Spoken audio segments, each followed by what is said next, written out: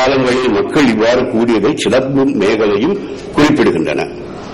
இப்படி கூடும் காலங்களில் ஒரு குழுவினர் மற்ற குழுவினரின் தெய்வம் பற்றிய செய்கை தெய்வத்தின் பெயர்களையும் மத ஒழுக்கங்களையும் அறிந்து கொண்டனர். இது எவ்வாறு?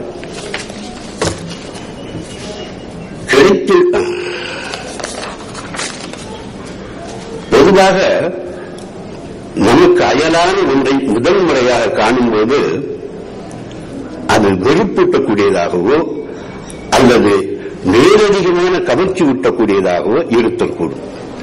பின்னர் மெல்ல மெல்ல அழுத்தம் குறைந்து இயல்பாகி விடுவதும் உண்டு. இவ்வாறுதான் வேறு வேறு தெய்வ பெயர்களும் முதலில் எவ்வளவு உணர்வை தோற்றியிருந்தாலும் பின்னர் அவை இயல்பாக கருதப்பட்டு விட்டன. ஒவ்வொரு நிலத்திற்கும் ஒரு தெய்வ பெயர் என்பது ஏற்கப்பட்ட ஒன்றாக ஒரு செய்தியாக ஆகிவிட்டது. இது இங்கே நாம் பார்க்கிறோம். இதற்கு மாறாக மெசபொட்டேமிய நாகரிகம், பாபிலோனிய நாகரிகம், கிரேக்க நாகரிகம் இங்கெல்லாம் பார்த்தா இதுக்கு நேர் மாறான நிலையை காண்கிறோம். மன்னன் எந்த மதத்தை பின்பற்றினானோ அதைத்தான் எல்லாரும் பின்பற்றியாக வேண்டும். யாராவது மாறுபட்டால் வரலாறு நமக்கு அடையாளப்படுத்திக் கொண்டிருக்கின்றது. அப்படி மாறுபட்டவர்களில் சிலர் நெருப்பு குண்டங்களில் எரியப்பட்டிருக்கின்றனர், எண்ணெய் கொப்பரைகளில் அமைக்கப்பட்டிருக்கின்றனர், சிலுவைகளில் அறையப்பட்டிருக்கின்றனர், மாறுகால் மாறுகை வாங்கப்பட்டிருக்கின்றனர், சிங்க குகைகளில் தள்ளப்பட்டிருக்கின்றனர். இப்படி ஏதும் தமிழ்நாட்டில் நடந்ததாக வரலாற்று குறிப்பு எதுவுமே இல்லை. இதுதான் தமிழர்களின் பொதுமை உணர்வுக்கு பெரிய சான்றாக நான் கருதுகிறேன். இத்தகைய கொடுமை பழந்தமிழகத்தில் நடந்ததாக அறிய முடியவில்லை. எல்லா மக்கள் குழுவினரின் மதங்களும் மதிக்கப்பட்டிருக்கின்றன, எல்லா தெய்வங்களும் மதிக்கப்பட்டிருக்கின்றன. அன்றைய சேர சோழ பாண்டிய மன்னர்கள் ஓயாமல் போரிட்டுக் கொண்டிருந்தார்கள். என்னுடைய நண்பர் ஒருவர் சொல்வார், அவர்கள் 1008 போர்கள் நடத்தியிருக்கிறார்கள் என்று. அப்போர்கள் எல்லாம் ஆதிக்க போர்களை அன்றி மதப்போர்கள் அல்ல. எந்த அரசனும் மதம் காரணமாக இன்னொரு நாட்டின் மீது படையெடுத்ததில்லை.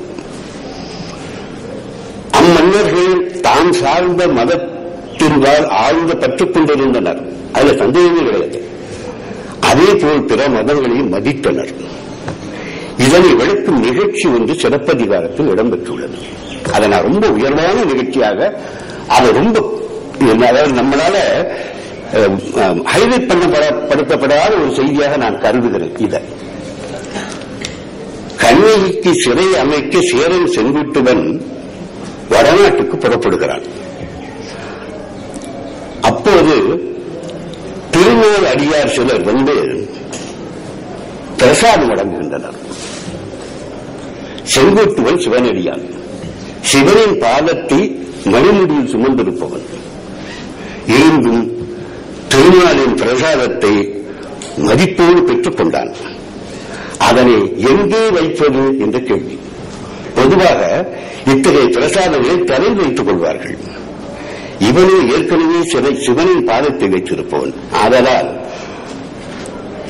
அதை வாங்கி தன்னுடைய தோளில் வைத்துக் கொண்டு புறப்படுகிறான் என்று பாடுகிறார் இளந்தோழிகள். ஆடகம் ஆடத்து அரிதுயில் அமர்ந்தோன் சேடகம் கொண்டு சிலர் நின்று ஏத்த தண்ணீர் கறந்த செஞ்சடை கடவுள் வல்லச் சேவடி மணி முடி வைப்பதில் ஆண்வது வாங்கி அணிமணி புயத்து தாங்கினன் ஆகி தகைமையின் செல்முடி. என்ன அருமையான சொற்களை பயன்படுத்துறார் பாருங்க. அது இங்க டீச்சுக்கிட்டான், அங்க போட்டுக்கிட்டான்னா இல்ல, தாங்கி போனான் அப்படின்னு சொல்ற. எவ்வளவு மதிப்பு சொல்கிறார். முறை சமணர் அங்க நடக்கிறது சைவ வைணவ விவகாரம். ஆனா எந்த விதமான விகப்பம் இல்லாம மிக உயர்ந்த சொற்களால், தேர்ந்தெடுத்த சொற்களால் இந்த நிகழ்ச்சியை வர்ணிக்கிறார் சமணரான இளங்கோவடிகள். தன் காலத்தில் இணையற்ற வெற்றி வீரனாக திகழ்ந்தவன் சேரன் செங்குட்டுவன். அவன் தனக்கு தரப்பட்ட திருமாலின் சேரத்தை மத வேறுபாடு காரணமாக மறுத்திருந்தாலோ அல்லது அதை வாங்கி அமைச்சர், படை வீரர் முதலியோரிடம் கொடுத்திருந்தாலோ யாரும் கேட்கப் போவதில்லை. வலது துணைக்கு படையுடன் புறப்படும் அந்த நேரத்தில் அது ஒரு குற்றமாகவும் தோன்றுகிறாது. மத நல்லிணக்கத்தையும் மதம் கடந்த மனித நேயத்தையும் மதித்து போற்றுபவன் ஆதலால் அதை பெற்றுக் கொண்டான். பெருமிதத்துடன் துன்புயர்த்து தாங்கினான். சேரப் பெருமன்னன் மட்டுமல்ல, சோழ பாண்டியரும் அத்தகைய மரபினராகவே பண்பினராகவே திகழ்ந்தனர். தத்தினி தெய்வம் கண்ணகிக்கு விடா எடுத்த போது பௌத்தனான ஈழவேந்தனுக்கு அழைப்பு அனுப்பப்பட்ட செய்தியை சிலம்பு இயம்புகிறது. சங்க காலத்திலும் சங்கம் அருவிய காலத்திலும் மத நல்லிணக்கம் தமிழக பண்பாட்டுக்கூறாகவே திகழ்ந்துள்ளது. அது பற்றி இலக்கிய தரும் சில சான்றுகளை மட்டும் நான் இங்கு தருவேன். ஏறக்காலத்துக்குடைய ஒரு 150 சான்றுகளை நான் எடுத்து வைத்திருக்கிறேன். அதில் சிலது மட்டும்தான் நான் இங்கு குறிப்பிட விரும்புகிறேன். ஏன்னா எனக்கு இது ரொம்ப விருப்பமான ஒரு துறை. அதனால முதல்ல புறநூற்றிலிருந்து சொல்றேன்.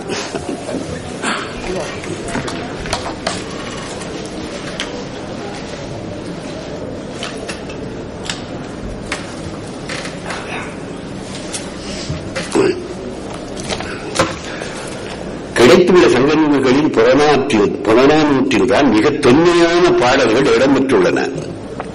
அதனால் தொல்காப்பியத்திற்கு பிந்திய பழமையான பாட்டுகளை கொண்ட நூல் என்று அதனை கூறலாம்.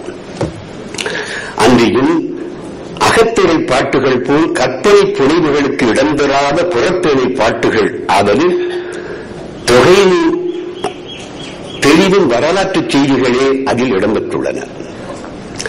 அவற்றிலிருந்து மத நல்லிணக்கத்தை உணர்த்தும் சில எடுத்துக்காட்டுகள். தமிழ்நாட்டின் மத மரபில் சிவபெருமானை பழைய தெய்வம் என்று தெரிகிறது. சிவன் குறித்த செய்திகள் பலவாறாக புறநானூற்றில் காண கிடக்கின்றன. அவற்றிலிருந்து 2 எடுத்துக்காட்டுகளை நான் தருகிறேன். மதுரை மருதன் இளநாகனார் என்ற புலவர் இளவந்திகை பள்ளி துஞ்சிய நன்னாளன் என்ற பாண்டிய மன்னனுக்கு சில அறிவுரைகள் கூறுகிறார். அந்த அறிவுரை கூறும்போது இது சொல்றார்.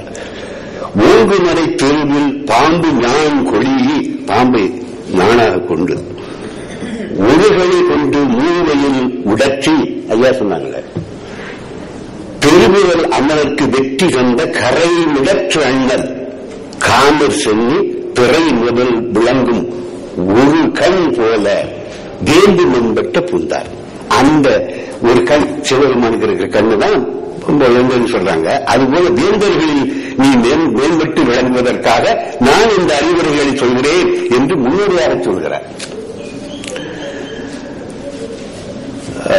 ஔவையாரும் அதிகமான நெடுமை நெஞ்சியும் கொண்டிருந்த நட்பு இலக்கிய புகழ் பெற்றது. ஆயுளை ஈட்டிக்கச் செய்யும் என்று நம்பப்பட்ட கருநெல்லிக்கனியை அறிவில் முயன்று பெற்ற அதிகமான் அதை தான் இன்னாது தமிழ்பாட்டி அவைக்கு தந்தான் என்பது வரலாற்று செய்தி. அப்படி தந்த அந்த கனியை தந்த அவனை அவர் பாராட்டுகிறார். எப்படி?